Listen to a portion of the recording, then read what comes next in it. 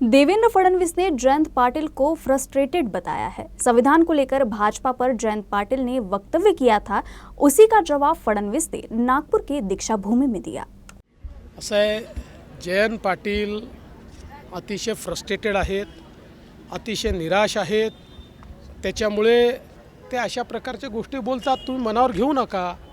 खऱ्या अर्थानं माझा जयंत पाटलांना सवाल आहे, आपले प्रधानमंत्री माननीय नरेंद्र मोदीजी हे असे पहिले प्रधानमंत्री आहेत की ज्यावेळी सगळ्या पक्षांनी मिळून त्यांना प्रधानमंत्री पदाचा उमेदवार म्हणून निवडलं, त्यावेळी त्या ठिकाणी त्यांनी संविधान ठेवलं होतं आणि पहिल्यांदा त्या सेंट्रल हॉलमध्ये संविधानाला नमस्कार करून संविधानाची पूजा करूनच मग त्यांनी सगळ्या पक्षांचं नेता होणं स्वीकारलं।